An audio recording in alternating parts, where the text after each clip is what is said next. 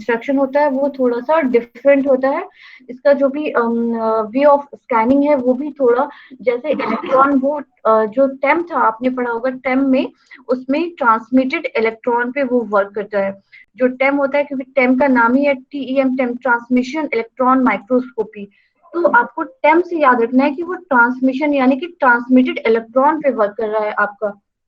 यहाँ पे क्या हो रहा है, यहाँ पे जो ये वर्क करता है बेसिकली, जो स्टेम है वो बेसिकली आपके बैक स्कैटर्ड इलेक्ट्रॉन्स पे वर्क करता है। अब बैक स्कैटर्ड इलेक्ट्रॉन से क्या मतलब है, ये हम कह सकते हैं कि जैसे सिंपल लैंग्वेज में, कि जैसे ही हम बीम ऑफ इलेक्ट्रॉन पास करते हैं, जैसे ही हम बीम ऑफ इलेक्ट्रॉन किसी भी सरफेस पे किसी भी स्पेसिमेन को व्यू करने के लिए पास करते हैं, वैसे ही वो जो इलेक्ट्रॉन की जो बीम होती है वो वहां से होते हुए वो बैकआउट होती है, यानी कि बैक होती है। जो इलेक्ट्रॉन बीम होती है वो बैक होती है, और वो बैक होके एक डिटेक्टर से, एक सिग्नल डिटेक्टर से होके पास ऑन होती है। तो वो जो बीम से सारे इलेक्ट्रॉन्स नहीं, जो भी अनस्कैटर्ड इलेक्ट्रॉन जो होते हैं वो सिर्फ और सिर्फ जो डिटेक्टर सिग्नल से होके पास ऑन होके हमारे जो लेंसेज पे पड़ते हैं, जो मैग्नेटिक लेंसेज इस्तेमाल हो रहते हैं, जो प्रोजेक्टर हम कह सकते हैं, कि जहां से हम व्यू करते हैं जिस प्रोजेक्टर पे, तो वहां पर सिर्फ और सिर्फ जो इलेक्ट्रॉन्स जो डिटेक्टर सिग्नल से विजुअलाइज्ड होके हमको दिखते हैं, वही वर्क करते हैं आपके स्टेम के लिए। स्टेम में आपको याद रखना है ट्रांसमिटेड इलेक्ट्रॉन्स, स्टेम में आपको याद रखना है बैक स्कैटर्ड इलेक्ट्रॉन्स। यानी कि दोनों अलग अलग दोनों अलग अलग जो माइक्रोस्कोपी है वो दोनों अलग अलग पे फंक्शंस करती है। टेम बेसिकली आपके अल्ट्रा स्ट्रक्चर की विजिबिलिटी को दिखाता है, यानी कि उसके अंदर किसी भी सेल्स और सेल ऑर्गेनल्स है या जो भी है, उसके बिल्कुल डीप डेप्थ में जाकर वो आपकी, क्योंकि उसकी जो पावर ऑफ मैग्नीफाइंग जो पावर है, हम कह सकते हैं जो विजुअलिटी किसी भी सैंपल की या किसी भी ऑब्जेक्ट की जो भी हम विजुअलाइज करते हैं वो बिल्कुल अल्ट्रा स्ट्रक्चर स्टडी करते हैं। और सेम में क्या होता है, सेम में उसकी सरफेस स्टडी यानी कि उसकी स्ट्रक्चर की स्टडी होती है, कि उसका शेप क्या है उसका। वो दोनों की जो विजुअलाइजेशन, जो मैग्नीफाइंग रिजोल्यूशन कह सकते हैं, वो दोनों का डिफरेंट होता है। टेम में सबसे ज्यादा होता है, सेम में उससे कम होता है। दोनों फंक्शंस कर रहे हैं आपके इलेक्ट्रॉन बीम पे, दोनों ही फंक्शंस कर रहे हैं, लेकिन वहां पे वो डायरेक्ट ट्रांसमिटेड इलेक्ट्रॉन पे वर्क कर रहा है, और सेम आपका बैक स्कैटर्ड इलेक्ट्रॉन पे वर्क कर रहा है। अब इसके स्ट्रक्चर हम लोग एक बार देख लेते हैं। Incident electrons which are transmitted through this specimen without any interaction occurring inside the specimen। यानी कि जो आपका इलेक्ट्रॉन्स किसी स्पेसिमेन पे विदाउट एनी इंटरेक्शन पड़ रहा है, और उससे जो इलेक्ट्रॉन जो निकल रहा है, जो अनस्कैटर्ड इलेक्ट्रॉन्स कह सकते हैं हम उसको, अनस्कैटर्ड इलेक्ट्रॉन्स जो आपके निकल रहे हैं, that will be work in the scanning electron microscopy. और जो ट्रांसमिशन ऑफ ये जो अनस्कैटर्ड इलेक्ट्रॉन होते हैं, that will be inversely proportional to the specimen thickness. जो भी स्पेसिमेन आप विजुअलाइज कर रहे हैं, अगर उसकी एक स्लाइसिंग होती है, अगर जब हम स्कैनिंग के लिए जाते हैं तो वो एक बकायदा एक चेन होती है उस माइक्रोटोम, और इससे उसकी जो स्लाइसिंग होती है, जो उसकी थिकनेस को बिल्कुल ही माइन्यूट कर दिया है, जितना उस सैंपल को, बायोलॉजिकल सैंपल हो या जो भी सैंपल है, आपका केमिकल सैंपल है, उसको उसकी थिकनेस उस माइक्रोटोम की थ्रू उसको उसकी थिकनेस को मेंटेन किया जाता है, कि ताकि उसके जो भी हमको स्ट्रक्चर स्टडी करनी है उस बेसिस पे उसके थिकनेस को करके और उसको स्टडी किया, उसको माइक्रोस्कोपी में लगा के उसकी स्टडी की जाती है। तो यहाँ पे ये बता रहे हैं कि जो अनस्कैटर्ड इलेक्ट्रॉन होते हैं वो इनवर्सली प्रोपोर्शन होते हैं स्पेसिमेन के थिकनेस के।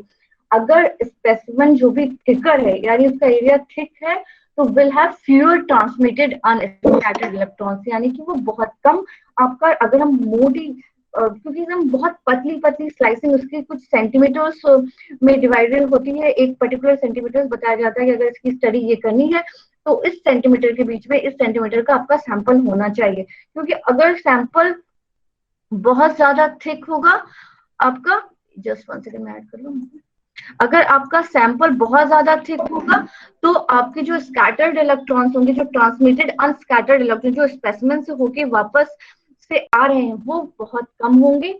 और अगर आपका स्पेसिमेन, उसकी एरिया बहुत थिनर होगी, तो आपको यू विल गेट मोर, जो ट्रांसमिटेड इलेक्ट्रॉन्स होंगे वो बहुत ज्यादा होंगे, और जो एक अपीयरेंस होगी वो लाइटर होगी। यानी कि जो स्कैनिंग इलेक्ट्रॉन माइक्रोस्कोप का आपको कोई भी सैंपल आप देखेंगे तो आपको ग्रेश स्केल में दिखता है। ग्रेश, क्योंकि जब इलेक्ट्रॉन बीम उससे पास होती है तो एक लाइटर कलर अपीयर करता है, यानी कि वो लाइटर कलर में आपको दिखता है। आप जहां भी देखोगे, आप कभी भी उसमें, तो आपको ग्रेश स्केल में ट्रांसमिटेड जो ये जो सेम के जो सेम से जो किए जाते हैं, जो इमेजेस मिलते हैं, that will B greyish scale. क्योंकि वो, और जितना आपका सैंपल जितना थिन होगा उतना ज्यादा ट्रांसमिटेड इलेक्ट्रॉन पास ऑन होगा, और उतना वो एरिया लाइटर दिखेगा। और जितना थिक होगा उतना कम ट्रांसमिटेड अनस्कैटर्ड इलेक्ट्रॉन्स होगा, और वो आपको एरिया डार्कर दिखेगा। यानी कि हम उसको अच्छे से रीड आउट नहीं कर सकते। तो बेस्ट वे है कि थिनर एरियाज रख के हम उस एरिया को लाइटर करके हम उसके स्पेसिमेंस को हम उसकी सरफेस की स्टडी को कर सकते हैं। अब जब इसकी बात है, जैसे ही इलेक्ट्रॉन जो इंसिडेंट बीम जैसे भी स्पेसिमेन पे पड़ती है, तो डिफरेंट टाइप के इलेक्ट्रॉन्स उससे पास ऑन होते हैं।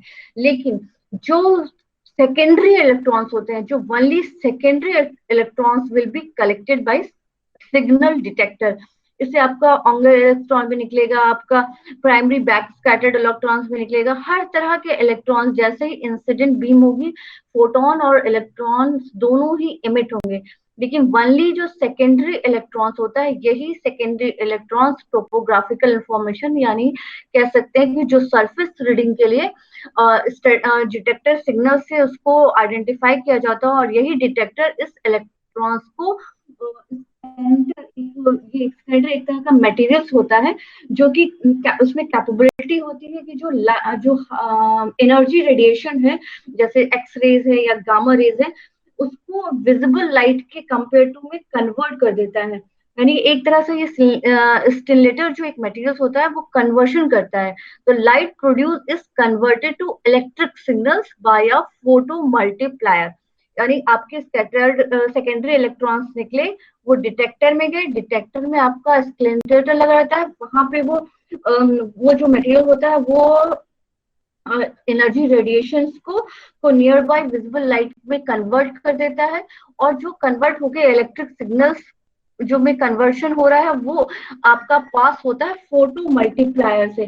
फोटो मल्टीप्लायर से यानी कि जो मल्टीप्लाई करे, यानी कि उसकी फोटोज की कॉपी को बहुत सारा बना दे। उस में उसका फोटो जो डिवाइस होता है, जो इंसिडेंट फोटॉन्स को जो इलेक्ट्रिक सिग्नल्स में बहुत ज्यादा कन्वर्ट कर दे, यानी मल्टीप्लाई कर दे, तो वहां से होते हुए, पास होते हुए, वो इलेक्ट्रिक सिग्नल्स आपका कैथोड ट्यूब पे पहुंच जाता है। और जहां से फिर वहां से विजुअलाइजिंग आपके प्रोजेक्टर पे वो पहुंचता है, और प्रोजेक्टर के बाद से वो आप उस इमेज को आप देखते हो, उसके सरफेस एरिया को आप व्यू कर सकते हो। यानी कि ये सिंपल जो इलेक्ट्रॉन्स निकले, आपके इलेक्ट्रॉन्स डिटेक्टर सिग्नल से कन्वर्ट किए, डिटेक्टर सिग्नल से स्क्लेटर मटेरियल से पहुंचे, स्क्लेटर से आपका फिर आपका जो स्क्लेटर सिग्नल से फिर आपका फोटो मल्टीप्लायर में पहुंचा, फोटो मल्टीप्लायर से आपके प्रोजेक्टर पे से उसकी इमेज बनी, और आप उस इमेज को विजुअलाइज करते। तो इस तरह से इस स्टेम की स्कैनिंग होती है। और जो स्टेम में जो स्पेसिमेन स्टेज होती है, that allows the specimens to move freely, so that the surface of the specimen can be viewed from the all angles।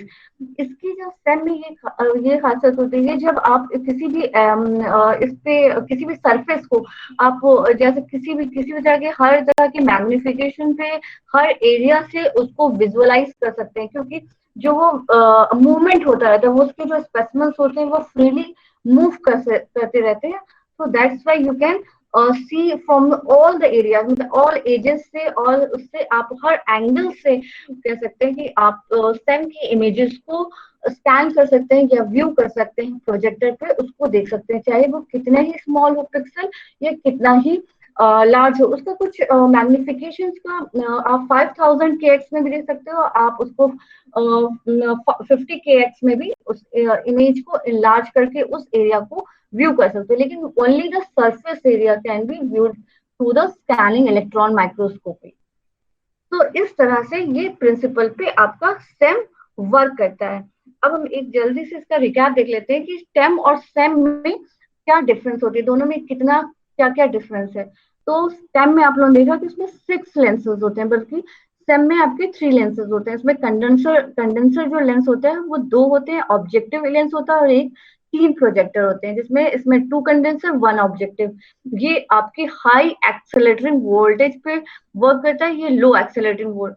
ये जो टेम होता है उतना कॉम्प्लिकेटेड नहीं होता है, लेकिन सेम में स्पेसिमेन स्टेज कॉम्प्लिकेटेड है, क्योंकि इसमें जो स्पेसिमेन है वो फ्रीली मूव कर रहे हैं। तो इसकी स्टडी करने में, इसको प्रोजेक्टर पे इसके हर एक एरिया को एक फिक्स करने में, काफी क्लैरिटी लाने में, उस इमेज को कैप्चर करने में या उसके एरिया को देखने में क्लैरिटी लाने में थोड़ा सा कॉम्प्लेक्स होता है, क्योंकि ये इसके जो स्पेसिमेन होते हैं वो फ्रीली मूव होते रहते हैं। टेम में वो चीज नहीं होती है, स्पेसिमेन स्टेज वाली फ्रीली मूव नहीं होते, इसलिए ये कॉम्प्लिकेटेड नहीं होता है। ये टेम जो आपका होता है वो एक्स एंड वाई एक्सिस को ही विजुअलाइज कर सकता है, जबकि ये तीनों एक्सिस यानी कि डायमेंशनल कह सकते हैं, 2 डायमेंशनल एक्सिस को ये विजुअलाइज कर रहा है, क्योंकि इसमें रोटेटिंग हो रहा है। इसको टिल्ट कर सकते हैं, उस सरफेस को पीछे से भी पलट के देख सकते हैं, उसको रोटेट करके हर एरिया से इसको देख सकते हैं। तो टेम में ये पॉसिबिलिटी होती है। अब हम लाइट माइक्रोस्कोपी और इलेक्ट्रॉन माइक्रोस्कोपी यानी ट्रांसमिशन इलेक्ट्रॉन माइक्रोस्कोपी के बीच में अगर हम देखते हैं, तो दोनों एक ही तरह से फंक्शंस करते हैं। सिर्फ और सिर्फ वहां पे क्या हो रहा है, वहां पे लाइट सोर्स है, यहाँ पे इलेक्ट्रॉन बीम है। इसमें भी दोनों में आप देख सकते हैं कि एलिमिनेटिंग सिस्टम या सोर्स एंड कंडेंसर, यानी लाइट में लाइट सोर्स है, टेम में इलेक्ट्रॉन बीम है, दोनों में कंडेंसर लेंस वर्क करते हैं। इमेजिंग सिस्टम होता है, यानी कि lenses to produce magnified image. जो लेंस इसमें लगी रहती है वो मैग्निफाइड, सेम जैसे लाइट माइक्रोस्कोपी में वर्क कर रहा है मैग्निफिकेशन के लिए, वैसे ही आपके टेम में जो लगी रहती है वो उसको मैग्निफाइड करने में हेल्पफुल होता है। और जो फाइनल इमेज होती है, जो इमेज ट्रांसलेटिंग सिस्टम है, यानी कि जहां से फाइनल इमेज व्यूड की जाती है, वो दोनों में अवेलेबल होते हैं। दोनों यहाँ से ह्यूमन आई की विजुअलिटी से देखते हैं। यहाँ पे एक प्रोजेक्टर होता है, एक प्रोजेक्टर उससे उस इंस्ट्रूमेंट से अटैच होता है, या फोटोग्राफिक प्लेट पे जो भी हम उसको व्यू कर सकते हैं। तो almost that will be work as a same lenses, condenser और मैग्निफिकेशन या प्रोजेक्टर, और के बिना पे हम कह सकते हैं दोनों के बीच में बहुत सारी एनालॉगी होती है, यानी कि लाइट माइक्रोस्कोपी और ट्रांसमिशन इलेक्ट्रॉन माइक्रोस्कोपी में एनालॉगी होती है, बस the source is different. That is in light microscopy, light source, and in transmission electron microscope, that is the electron beam. अब डिफरेंस मतलब दोनों का फंक्शंस क्या है, दोनों की कैरेक्टरिस्टिक्स क्या है। तो लाइट माइक्रोस्कोपी आपको पता ही होगा, विजिबल लाइट को कि लाइट सोर्स होती है, जो भी इलेक्ट्रोमैग्नेटिक स्पेक्ट्रम यूज किया जाता है जिससे विजुअलाइज किया जाके, वो लाइट माइक्रोस्कोप में विजिबल लाइट होती है, इलेक्ट्रॉन माइक्रोस्कोप में इलेक्ट्रॉन्स होंगे। रिजॉल्विंग पावर, जो सैंपल्स को, जो स्पेसिमेंस को कितनी थिकनेस तक व्यू किया जा सकता है, इसमें 200 नैनोमीटर तक कर सकते हैं। इसमें और भी फाइन कर सकते हैं, 0.14 नैनोमीटर तक अंदर तक कर सकते हैं, या इससे भी ज्यादा भी मैग्निफिकेशन, जैसा इंस्ट्रूमेंट का कंस्ट्रक्शन होगा उस बेसिस पे इतनी थिकनेस तक, इतने डीप डेप्थ तक इसकी विजुअलाइज की जा सकती है। इसकी मैक्सिमम मैग्निफिकेशन 1000 to 1500 एक्स तक मैग्निफिकेशन रहती है, जबकि इसकी 5 लाख टाइम्स मैग्निफिकेशन होती है। ये जो वर्क करता है आपका टंगस्टन या हेलोजन लैम्प पे वर्क करता है। यहाँ पे जो रेडिएशन सोर्स होती है वो हाई वोल्टेज होती है, 50 केवी वोल्ट पे, यानी कि टंगस्टन फिलामेंट पे ही ये आपका वर्क करता है। टंगस्टन फिलामेंट से ही इलेक्ट्रॉन बीम का फॉर्मेशन होता है। इसमें जो लेंसेज होती है वो ग्लास की लगी होती है। आप लोग सब लोगों ने देखा होगा कि माइक्रोस्कोप में ग्लास का एक लाइट सोर्स होता है, वहीं से लाइट आती है तो वो फंक्शन करता है। यहाँ पे वो चीज मैग्नेट्स के थ्रू, जो लेंसेज होते हैं वो मैग्नेटिक मैग्नेटिक लेंसेज होते हैं। इंटीरियर यहाँ पे एयर फील्ड होता है, यहाँ ये वैक्यूम मेंटेन रहता है। फोकस क्या होता है, लेंस इज मूवेबल, लेंस को आप ऊपर नीचे घुमा फिरा सकते हैं उस लाइट माइक्रोस्कोपी में। लेकिन यहाँ पे जो फोकस होता है, यानी जिससे हम जिस स्पेसिमेन, जिसके थ्रू, जिस सोर्स से हम रीड आउट कर रहे हैं या व्यूड कर रहे हैं हम, वो फिक्स्ड होता है, उसके लेंस को हम लोग मूव नहीं कर सकते हैं। फोकसिंग स्क्रीन, लाइट माइक्रोस्कोप में आप डायरेक्ट ह्यूमन आई से आप उसको देखते हैं, आपके रेटिना पे उसकी इमेज बनती है। यहाँ पे इलेक्ट्रॉन माइक्रोस्कोप में फ्लोरोसेंट स्क्रीन या फोटोग्राफिक फिल्म का यूज किया जाता है, यानी जो उसमें ऑलरेडी बिल्डअप होती है उस इलेक्ट्रॉन माइक्रोस्कोपिक में, वो फोटोग्राफिक फिल्म बनती है आपकी। आप फ्लोरेसेंट स्क्रीन पे, स्क्रीन एक प्रोजेक्टर टाइप से, प्रोजेक्टर कह सकते हैं कि उससे एक बहुत बड़ा सा प्रोजेक्टर होगा, या फिर आपको डेस्कटॉप कह सकते हैं, उससे अटैच रहता है उस टेम टेम इलेक्ट्रॉन माइक्रोस्कोपी में। आप उसका व्यू जो आप डायरेक्ट आप उसके प्रोजेक्टर, यानी हम कह सकते हैं डेस्कटॉप पे हम उसको व्यू करते हैं। नेकेड आई से हम डायरेक्टली उसके लेंसेस में जाकर हम उसको व्यू नहीं करते हैं।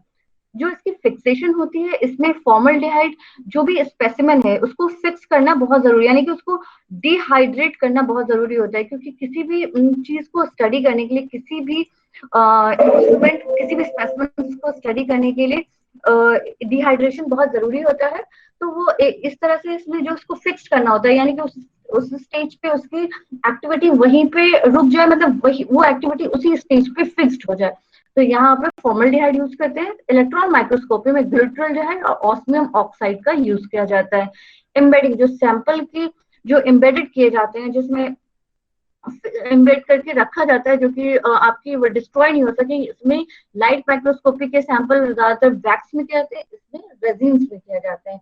सेक्शनिंग, माइक्रोटोम, यानी उसकी सेक्शनिंग को काटने के लिए जो स्लाइसेस जो भी है उसको माइक्रोटोम के थ्रू स्लाइसिंग की जाती है। और यहाँ पे अल्ट्रा माइक्रोटोम, यानी माइक्रोटोम यूज करें, यहाँ पे अल्ट्रा माइक्रोटोम को उसकी कटिंग काटने के लिए, उसकी थिकनेस को बिल्कुल फाइन करने के लिए, थिनर करने के लिए अल्ट्रा माइक्रोटोम की जरूरत होती है।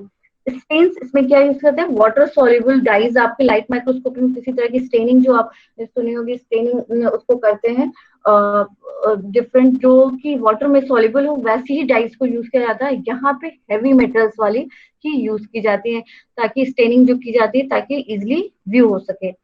यहाँ पे ग्लास स्लाइड जो होता है, ग्लास स्लाइड एक सपोर्ट होता है। यहाँ पर कॉपर ग्रिड, यानी कॉपर ग्रिड में ही आपका सैंपल्स एम्बेडेड किया जाता है, उसी कॉपर ग्रिड से उसको उसमें इलेक्ट्रॉन माइक्रोस्कोपी इंस्ट्रूमेंट में फिक्स किया जाता है, और वहीं से तब उससे स्टडी की जाती है। यहाँ पे सिंपल ग्लास स्लाइड पे आपने देखते हैं, ग्लास स्पेसिमेन को ग्लास स्लाइड पे हम लोग रखते हैं। यानी यही डिफरेंस है दोनों के, क्योंकि दोनों का फंक्शन जो सोर्स है वो दोनों डिफरेंस है। यानी इलेक्ट्रॉन माइक्रोस्कोप इलेक्ट्रॉन पे कर रहा है, तो उसके के on the basis of this electron microscopy की सारी चीजें मेंटेन की जाती है।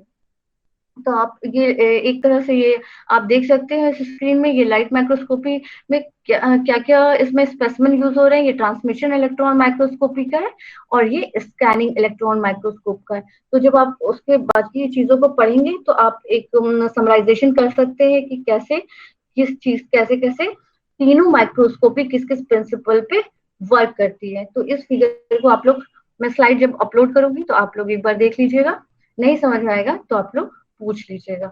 तो नेक्स्ट मैं इसलिए थोड़ा जल्दी कर रही हूँ क्योंकि सिलेबस मेरे पास काफी है और टाइम कम है हमारे पास। तो we have to move on our new topic, that is आज मैं क्रोमेटोग्राफी पढ़ाऊंगी आप लोगों को, क्योंकि वो टॉपिक जो सेल फ्रैक्शनेशन है वो थोड़ा बड़ा है। तो हम लोग आज क्रोमेटोग्राफी को कवर करेंगे। इसमें तुम्हें कोई प्रॉब्लम, किसी भी तरह कुछ समझने में कोई दिक्कत,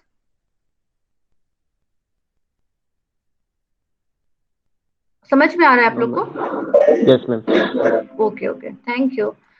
इसमें सारी चीजें मैंने आप लोगों को स्लाइड पे प्रोवाइड करा दी है, स्लाइड पे ही लिख दिया है। इससे ज्यादा एनफ आप लोग को जरूरत नहीं है, आप लोग स्लाइड्स पे ही से जो चीजें हैं उसको पढ़ लेंगे तो इतना ही काफी है अभी आप लोगों के हिसाब से। तो हम लोग अब हम बढ़ते हैं अपने जो नया टॉपिक है, क्रोमेटोग्राफी। बेसिकली इसमें क्रोमेटोग्राफी में आपको दो चीजें पढ़नी है। दो क्रोमेटोग्राफी तो दो तीन चार तरीके से होती है, लेकिन जो आपको पढ़नी है वो सिर्फ पेपर क्रोमेटोग्राफी और थिन लेयर क्रोमेटोग्राफी आप लोगों को पढ़नी है। तो लेट्स स्टार्ट। सबसे पहले क्रोमेटोग्राफी क्या कहते हैं, किसे कहते हैं, इंट्रोडक्शन इसका। तो chromatography is a physical process where the component solutes of a sample mixtures are separated as a result of their differential distribution between stationary and mobile phases। Chromatography से सिंपली आपको ये याद रखना है कि क्रोमेटोग्राफी अगर वर्ड यूज किया जा रहा है तो वो एक तरह का प्रोसेस है जिसमें कि दो चीजें आपकी इन्वॉल्व, दो फेजेस आपके इन्वॉल्व होते हैं। आपको हमेशा याद रखना है, मोबाइल फेज और स्टेशनरी फेज। यानी कि एक क्रोमेटोग्राफी में एक ऐसा फेज होता है जो कि मोबाइल होता है, मोबाइल से मतलब मूवमेंट, यानी कि मूव कर सकता है, और दूसरा जो फेज होता है वो स्टेशनरी, यानी कि वो फिक्स्ड होता है, वो एक जगह पे स्टे होता है। यानी कि एक प्लेन की जरूरत है जहाँ पे आपका कोई भी सॉल्यूशन, कोई भी जो भी मिक्सचर, जो भी ऑर्गेनिक कंपाउंड या इनऑर्गेनिक कंपाउंड, जिसका भी आपको उसमें क्या कंपोनेंट है, कैसे कंपोनेंट है वो सेपरेट हो रहे हैं, उसकी जो व्यू होती है, जो प्रोसेस होता है, जो भी फिजिकल प्रोसेसिंग होती है, उसको हम क्रोमेटोग्राफी कहते हैं। सिंपल इस डायग्राम से आप देखेंगे कि ये एक तरह का ये मिक्सचर है, एक तरह का मिक्सचर है। जब हम, और ये जब इसको सेपरेट किया जाता है, जब इसको सेपरेट किया जाता है, तो ये सारे कंपोनेंट, जो मिक्सचर में जो भी कंपोनेंट है वो अलग अलग अलग हो जाते हैं, यानी कि सब अपनी अपनी डेंसिटी, अपनी अपनी इंटेंसिटी के बेसिस पे उसमें सेपरेशन हो जाता है, सॉलिबिलिटी के बेसिस पे भी सेपरेशन हो जाता है। तो उस तरह जो ये सेपरेशन, जो मिक्सचर को के उसके कंपोनेंट में सेपरेट करने के फिजिकल प्रोसेस को हम क्रोमेटोग्राफी कहते हैं। और chromatography that will include two phases, that is mobile phase और स्टेशनरी फेजेस। इसमें आगे अभी मैं बताती हूँ कैसे मोबाइल फेज है और कैसे स्टेशनरी फेज है। मोबाइल से आपको याद रखना है कि मूवमेंट वाले फेज वाला पार्ट, और स्टेशनरी से आपको रखना है कि स्टैटिक, यानी कि एक जगह फिक्स वाला पार्ट। ये जो क्रोमेटोग्राफी वर्ड आया था आपके क्रोमा से, ग्रीक वर्ड क्रोमा से इसका निकाला गया, that means colour, and graphene meaning writing, यानी कि कलर राइटिंग, यानी किसी भी कंपाउंड्स को on the basis of their colour, अब बहुत सारी चीजें हैं, सॉलिबिलिटी बेसिस है, उसके बेसिस पे इस क्रोमेटोग्राफी को डन किया जाता है। यानी कि किसी भी कंपोनेंट को उसके मॉलिक्यूलर वेट कह सकते हैं, या उसके बेसिस पे उसको सेपरेट करना। हर किसी भी कोई भी कंपाउंड है उसमें अलग अलग तरह के अलग अलग तरह के उसमें मॉलिक्यूल्स एडेड हैं, जो भी उनको सेपरेट करके अलग अलग कौन सा मॉलिक्यूल प्रेजेंट है, कौन सा मॉलिक्यूल नहीं है, और मॉलिक्यूल प्रेजेंट है तो उसकी इंटेंसिटी क्या है, that will B obtain through this chromatography method. सबसे पहले इन्होंने जो ये रशियन बॉटनिस्ट थे, इन्होंने सबसे पहले क्रोमेटोग्राफी को डेवलप करने का क्रेडिट इनको ये रशियन बॉटनिस्ट ट्विस्टविट को जाता है। इस क्रोमेटोग्राफी का इन्होंने जो प्रिंसिपल्स होता है वो उन्होंने क्या बताया था, that is chromatography is usually based on the principle of partition of soluble solute between two phases. वही चीज है, इन्होंने इसी चीज को बताया कि क्रोमेटोग्राफी का जो पार्टीशन क्या है, यानी कि जो भी क्रोमेटोग्राफी के जो प्रिंसिपल होती है वो बेस्ड होती है टू फेजेस पे। टू फेजेस क्या इन्वॉल्व करती है, मोबाइल फेज और स्टेशनरी फेज।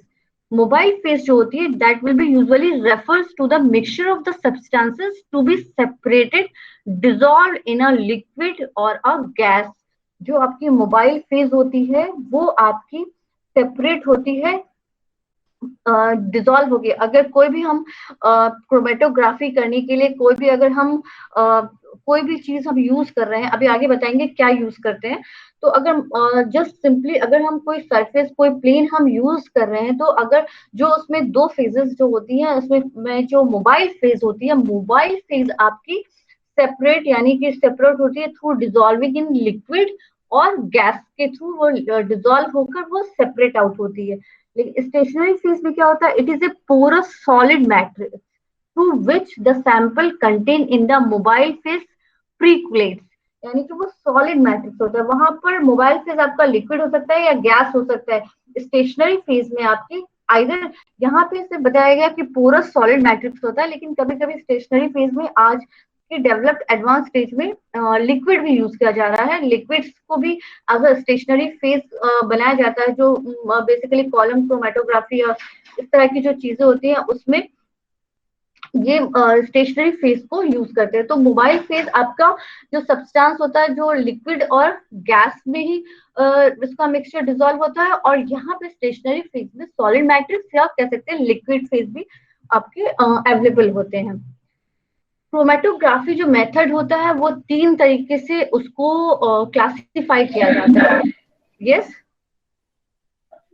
स्क्रीन पे तो यस माइक्रोस्कोप की डायग्राम आ रही है। ठीक, अच्छा पहले ही बताना चाहे, दो स्लाइड्स आप लोग निकले, कोई बात नहीं, वो आप लोग देख लीजिएगा, मैंने बता दूं दिया आपको। तो जो क्लासिफिकेशन होती है, जो क्रोमेटोग्राफी की जो जिसको क्लासिफाइड किया जाता है क्रोमेटोग्राफी को, on the basis of shape, on the basis of physical state और on the basis of separation. यानी कि क्रोमेटोग्राफिक मेथड्स जो होते हैं वो आपके शेप के बेसिस पे अगर के थ्रू क्लासिफाई किए जा रहे हैं तो वो प्लानर और कॉलम क्रोमेटोग्राफी होती है। अगर मोबाइल मोबाइल और स्टेशनरी फेज के बेसिस पे उसको क्लासिफाई किया जा रहा है, that will be gas and liquid chromatography. अगर उसको मैकेनिज्म ऑफ सेपरेशन के बेसिस पे सेपरेट किया जा रहा है तो that will be ion exchange chromatography, partition, affinity and absorption chromatography. तो on the basis of three chromatography को क्लासिफाइड किया जाता है। लेकिन जो हमें जो पढ़ना है, जो हमें पेपर और टीएलसी पढ़ना है, जो थिन लेयर क्रोमेटोग्राफी है, that will be depend upon the planar chromatography. इसके अलावा जो इस तरह से क्रोमेटोग्राफी को शेप के हिसाब से, on the basis on the shape of chromatography को डिवाइड किया गया है। दो तरीके से डिवीजन हुए हैं, इसको क्लासिफिकेशन हुए कह सकते हैं कि प्लानर एंड कॉलम। तो प्लानर क्रोमेटोग्राफी में पेपर और टीएलसी आपका थिन लेयर क्रोमेटोग्राफी आता है। कॉलम कॉलम के बेसिस पे गैस एंड लिक्विड क्रोमेटोग्राफी आते हैं। उनके बेसिस पे उसको सेपरेट आउट किया जाता है, जो भी मॉलिक्यूल्स, जो भी कंपोनेंट्स हैं, उसको on the basis of these उसको वो किए जाते हैं, क्लासिफाइड किए जाते हैं। तो हम सबसे पहले प्लानर क्रोमेटोग्राफी को देख लेते हैं, जो कि हमें स्टडी करना है। तो प्लानर क्रोमेटोग्राफी बेसिकली होता क्या है? तो in planar chromatography stationary phase is present on a plane. यानी कि जो स्टेशनरी फेज है वो एक प्लेन पे अवेलेबल होता है, यानी कि किसी प्लेन पे उसको एक स्टेशनरी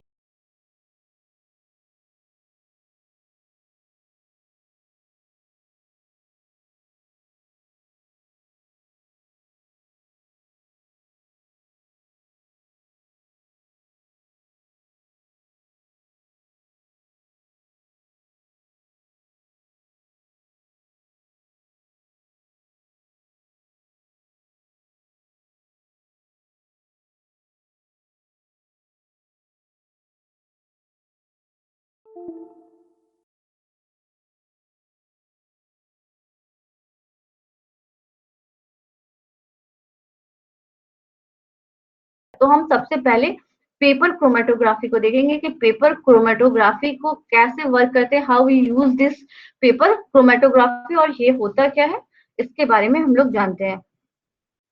तो सबसे पहले पेपर क्रोमेटोग्राफी से मतलब है कि is considered to be the simplest and most widely used of the chromatographic techniques because of its applicability to isolation, identification, quantitative determination of organic and inorganic compounds. Basically paper chromatography as a paper use करके ये बहुत ही simple method होता है, ये simple technique कह सकते हैं कि जो कि हम किसी भी ऑर्गेनिक और इनऑर्गेनिक कंपाउंड्स को आइडेंटिफाई कर सकते हैं कि इस मिक्सचर में ये कंपोनेंट्स, ये कंपाउंड्स प्रेजेंट है, यानी ये कंपोनेंट इसमें अवेलेबल है। तो हम इसके थ्रू पेपर क्रोमेटोग्राफी से सिंपलेस्ट, बहुत ही सिंपलेस्ट मेथड होता है, तो हम इसके तरीके से इसको यूज कर सकते हैं। और इसको सबसे पहले फर्स्ट इंट्रोड्यूस किया था क्रिश्चियन फ्रेडरिक स्कॉबेल ने 1865 में। इन्होंने, इन साइंटिस्ट ने सबसे पहले ये पेपर क्रोमेटोग्राफी को इंट्रोड्यूस किया। यस, अच्छा, अब आया कुछ डिफरेंट? यस मैम आया। Yes ma'am. Okay okay. So next हम पेपर क्रोमेटोग्राफी की हम बात कर रहे थे। तो यहाँ पे जो भी अननोन सब्सटेंसेस हैं उसको पेपर क्रोमेटोग्राफी के थ्रू एनालिसिस करते हैं। It is mainly carried out by the flow of solvents और specially design filter paper. Basically यहाँ पे हम क्रोमेटोग्राफी का ही क्रोमेटोग्राफी ही एक तरह का प्रोसेस है जिसमें अननोन सब्सटेंसेस को एनालिसिस किया जाता है। तो बेसिकली इसमें ये दो तरह से वर्क करती है। आपकी जो पेपर क्रोमेटोग्राफी होती है वो दो तरीके से वर्क करती है। एक होता है पेपर एड्सॉर्प्शन क्रोमेटोग्राफी और दूसरा होता है paper partition chromatography. Paper adsorption chromatography से मतलब है कि पेपर इम्प्रेग्नेटेड विद सिलिका और अल्मुनिया एक्ट एज ए एड्सॉर्बेंट, यानी कि पेपर को सोक या सैचुरेट किया जाता है सिलिका या अल्मुना से, या वहां पे वो एब्जॉर्ब करके जो क्रोमेटोग्राफी हो रही है that will be called as a paper absorption chromatography. लेकिन पार्टीशन क्रोमेटोग्राफी क्या होता है ना, just sorry just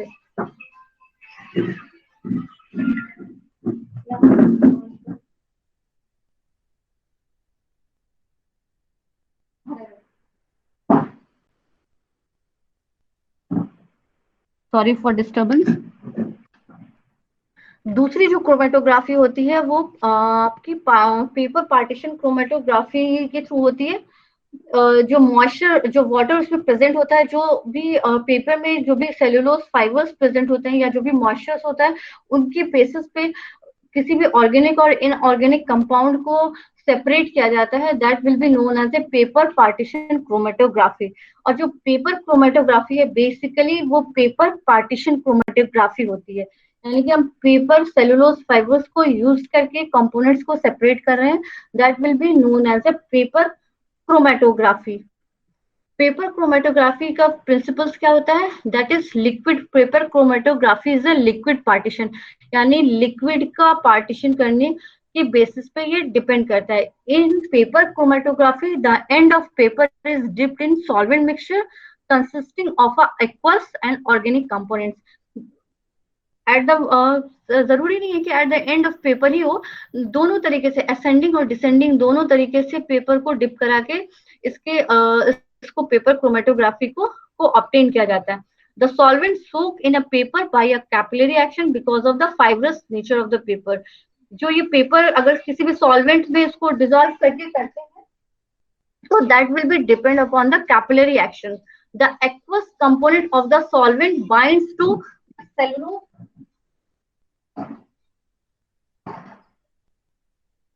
The aqueous component of the solvent binds to cellulose paper and thereby forms a stationary phase with it. जो इसमें जो aqueous component होते हैं जो सॉल्वेंट्स के, वो सेलुलोज पेपर, जो भी पेपर क्रोमेटोग्राफी के लिए जो पेपर यूज कर रहे हैं उसके साथ जो सॉल्वेंट्स होते हैं वो बाइंड हो जाते हैं और वो एक स्टेशनरी फेज बनाते हैं उसके साथ। और जब उसको डिटेक्ट किया जाता है, विजुअलाइज किया जाता है उस कंपोनेंट को, तो उसकी इंटेंसिटी तब उसकी सेपरेशन को हम इजिली आइडेंटिफाई कर सकते हैं, क्वांटिटेटिवली भी और क्वांटिटेटिवली भी उसको हम उस कंपोनेंट को उस सॉल्वेंट से हम आइडेंटिफाई कर सकते हैं। बहुत सारे जो ऑर्गेनिक कंपोनेंट जो सॉल्वेंट्स में होते हैं वो एक अलग माइग्रेट कर जाते हैं, मोबाइल फेज वाले जो रहते हैं वो आगे चले जाते हैं, वहां जाके उनकी सॉल्युबिलिटी होती है। तो on the basis of this उस कंपोनेंट को आइडेंटिफाई किया जा सकता है। अब करते कैसे हैं, इसके प्रोसेस को हम लोग देख लेते हैं। सबसे अब इसके पहले प्रिंसिपल देख लीजिए। The principle of separation is mainly partition rather than absorption. हम लोगों ने अभी पिछली स्लाइड्स में देखा था कि यस चेंज कर दिया मैंने स्लाइड्स, आप लोग को नहीं आ रही? No ma'am. Yes ma'am. Okay, principle में क्या होता है कि मोबाइल फेज आपका कैपिलरी एक्शन से राइज करता है, यानी कि on the basis of capillary action आपकी ये क्रोमेटोग्राफी पे डिपेंड करती है। Testing sample is concentrated as a minute spot at the bottom of the filter paper, यानी कि जो टेस्टिंग सैंपल होते हैं वो एक जगह कंसंट्रेट हो जाते हैं, एज अ स्पॉट बनना शुरू हो जाते हैं आपके फिल्टर पेपर पे, स्पॉट बना के उसको कंसिडर किया जाता है। और sample mixture gradually rises up with the mobile phase which is liquid. और ये कैपिलरी एक्शन के थ्रू जो उसके क्रोमेटोग्राफी में जो मोबाइल फेज होते हैं वो आपके राइज अप हो जाने की मूवमेंट उसमें स्टार्ट हो जाता है। Compound in the mixture will be separated according to their ability of solubility. जैसे मैंने बताया कि जो भी मूवमेंट हो रहा है, जो भी मोबाइल फेज में जो कंपोनेंट आपके सेपरेट आउट होके आगे बढ़ रहे हैं, that will be depend upon their जो उस कंपोनेंट की जो सॉल्युबिलिटी है उसके हिसाब से वो सेपरेट हो रहे हैं। More polar substances will move slower और लेस पोलर सब्सटेंसेस जो होते हैं वो ट्रेवल फास्टर करेंगे, यानी कि जब वो प्रॉपर क्रोमेटोग्राफी यूज कर रहे हैं तो उसमें डिपेंड करेगा कि वो जो भी कंपोनेंट्स जो प्रेजेंट है वो उस पर डिपेंड करेगा वो किस तरह से मूव कर रहे हैं, उस पेपर पे किस तरह से मूवमेंट कर रहे हैं, यानी दो चीजें पे मूवमेंट पे डिपेंड कर रही है, एक उसकी सॉल्युबिलिटी और एक उसकी पोलर की, वो पोलर सब्सटेंस है या नॉन पोलर सब्सटेंस है, उस पर डिपेंड करेगा कितना पोलर सब्सटेंसेस है, तो उसके बेसिस पे वो सब्सटेंस वो जो भी है वो सेपरेट आउट होगा। जो इसके अब हम इसका देख लेते हैं पेपर क्रोमेटोग्राफी को किया कैसे जाता है। स्लाइड विजिबल हो रही है आप लोग को, दिख रही है? नेक्स्ट स्लाइड, स्लाइड विजिबल है आपको? नेक्स्ट। Yes ma'am. तो जो पेपर क्रोमेटोग्राफी है उसके लिए क्या क्या रिक्वायर्ड होता है? स्टेशनरी फेज यानी कि कोई एक प्लेन की जरूरत होती है, प्लेन से मतलब है हमारा पेपर की यूज होती है, पेपर की जरूरत होती है, सैंपल चाहिए, मोबाइल फेस चाहिए, डेवलपमेंट टेक्निक चाहिए कि कैसे उसको डेवलप कराया जाए, और डिटेक्टिंग और विजुअलाइजिंग एजेंट्स की जरूरत होती है। स्टार्ट करते हैं हम इसको। सबसे पहले हमें जो स्टेशनरी फेज या हम पेपर यूज कर रहे हैं वो वॉटमैन फिल्टर पेपर्स, वो डिफरेंट ग्रेड्स के वॉटमैन फिल्टर पेपर्स आते हैं, ये आप लोग सबको पता होगा। तो जिस तरह के कंपोनेंट को हमको उसको क्वालिटेटिवली या क्वांटिटेटिवली जिसको भी हमें सेपरेट करना है उनके बेसिस पे हम उस तरह के पेपर को यूज करते हैं। और जो ये पेपर होते हैं वो 98 to 99% अल्फा सेलुलोज और 0.3% टू 1% बीटा सेलुलोज के बने होते हैं। यहाँ पर उस पेपर को यूज करके आइडेंटिफाई किया जाता है उसके सैंपल को। तो और इसके बेसिस पे वॉटमैन फिल्टर्स पेपर्स के अलावा आपके modified papers, hydrophilic papers, hydrophobic papers, इस तरह के पेपर्स को भी पेपर क्रोमेटोग्राफी में हम यूज करते हैं। ये डिफरेंट टाइप के पेपर्स हैं। जो मॉडिफाइड पेपर्स हैं उसको एसिड बेस से वॉश करा के फिल्टर्स बनाया जाता है। हाइड्रोफिलिक को पेपर्स मॉडिफाइड मिथेनॉल, फॉर्मल, इन सब के साथ ट्रीट करा के वैसा पेपर बनाया जाता है। हाइड्रोफोबिक में acetylation of hydroxyl groups leads to hydrophobic nature, तो वहां पे उस तरह के पेपर को डिसॉल्व करके उस तरह के फेज को, उस तरह के हाइड्रोफोबिक पेपर्स को प्रिपेयर किया जाता है। तो डिफरेंट टाइप के papers on the basis of the components उसको उस तरह के पेपर्स को बना के फिर हम एज ए स्टेशनरी फेस वो पेपर क्रोमेटोग्राफी में हम यूज करते हैं। सबसे पहले पेपर को क्या करना है, उस पेपर आपने जो भी पेपर लिया उसको पेपर को लेना है, उसको अपने शेप और साइज के हिसाब से उसको कट कर लेना है उस पेपर को। उसके बाद आपको नीचे में एक डॉट लाइन, इस तरह से ये डॉटेड लाइन पेंसिल से आपको 5-5 सेंटीमीटर के, ये जो बॉटम से 5 सेंटीमीटर के बाद से आपको ये डॉट बना देना है। अगर आप 3 सैंपल यूज करें तो 3 डॉट बनाइए, 2 सैंपल यूज करें तो 2 डॉट बनाइए। उस तरह से ये डॉट बना देता है। और जो on the starting line marks are made 2 centimetre apart from each other. ये डिस्टेंस जो बॉटम से डिस्टेंस होगा अप्रोक्स अबाउट 5 सेंटीमीटर होता है, और एक सैंपल से दूसरे सैंपल यानी 2 डॉट के बीच में एटलीस्ट 2 सेंटीमीटर का डिस्टेंस मेंटेन किया जाता है। तो सबसे पहले पेपर को लेकर कट करके उसको उसमें डॉट प्रिपेयर कर लिया। उसके बाद क्या करेंगे, choice of suitable solvent for making solution is very important. Pure solutions can be applied direct on the paper, but solid are always dissolved in small quantity of suitable solvent. Yes? Slide change नहीं। यहाँ से problem हो रही है slides में। Yes ma'am. अब आई आपके? Yes ma'am. Okay.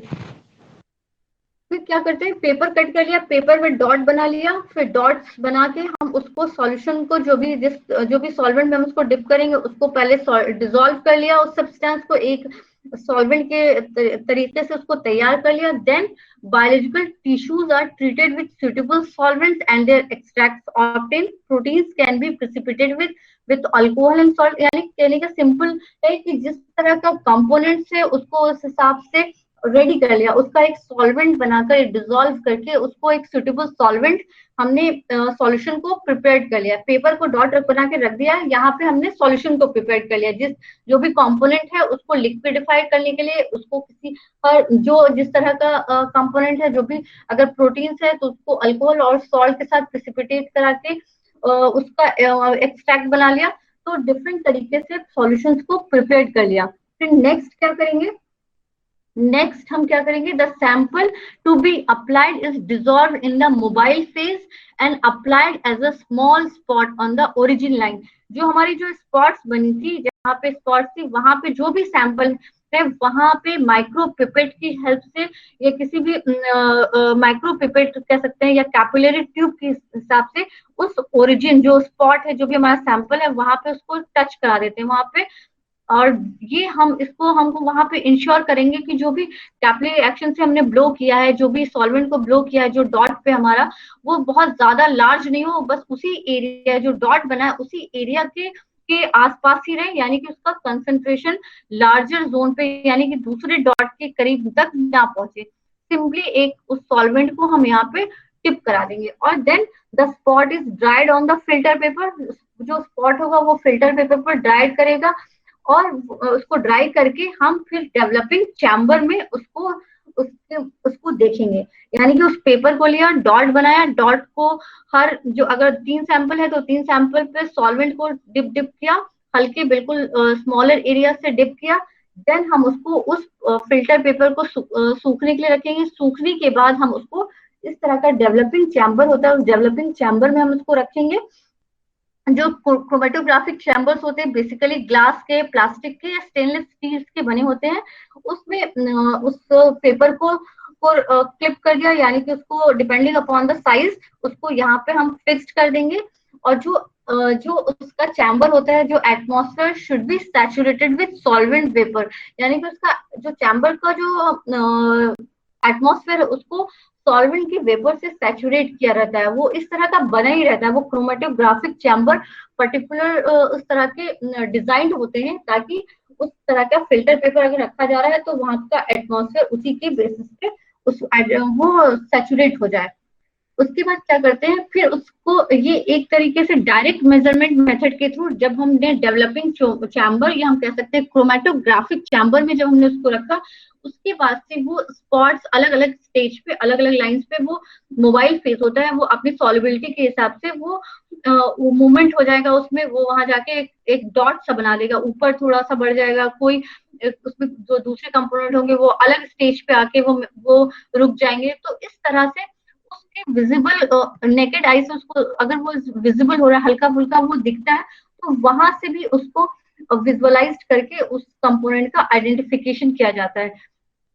ये डायरेक्ट मेथड होता है, यानी कि उसकी इंटेंसिटी, उसके साइज को देखकर वो उसके स्पॉट को स्टडी करके उसको आइडेंटिफाई किया जाता है। दूसरा मेथड होता है कि क्रोमेटोग्राम और के जो कलर्ड कंपाउंड होते हैं, एक तरह का ये इंस्ट्रूमेंट होता है फोटो डेंसिमेट्री।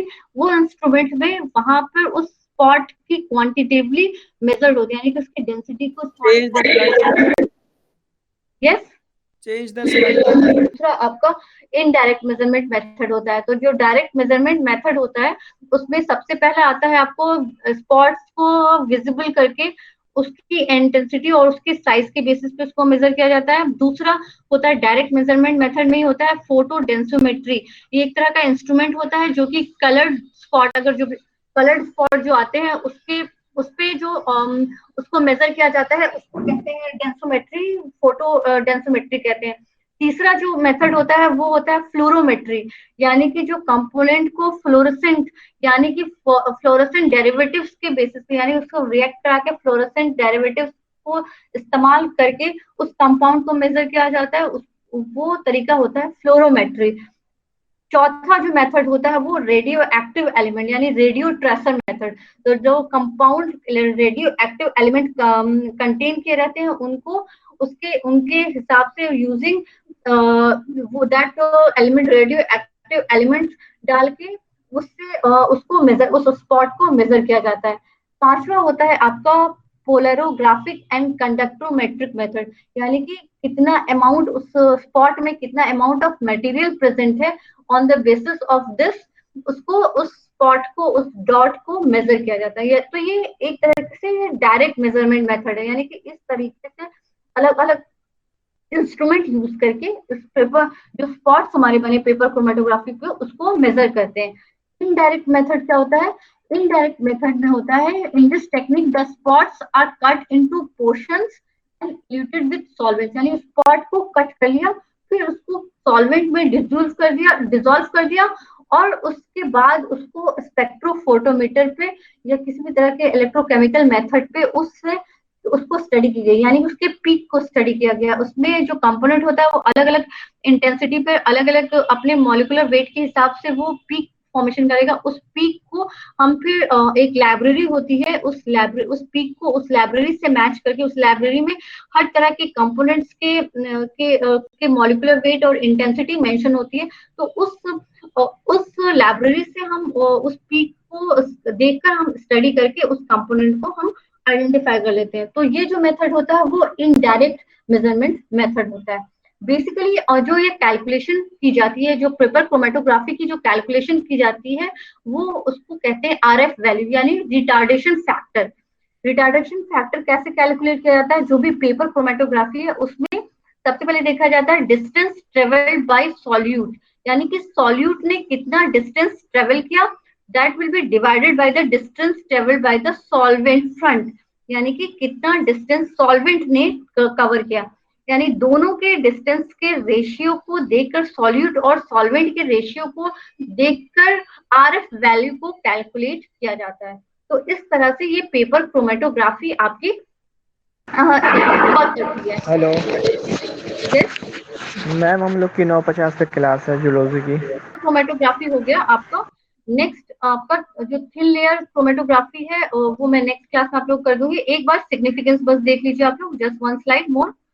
जो पेपर क्रोमेटोग्राफी है वो बहुत ही सिंपल, रैपिड होती है, एफिशिएंट मेथड होता है that can be applied in the micrograms quantity of samples. जो माइक्रोग्राम्स में जो सैंपल्स है उनको आइडेंटिफाई करने में पेपर क्रोमेटोग्राफी का यूज होता है।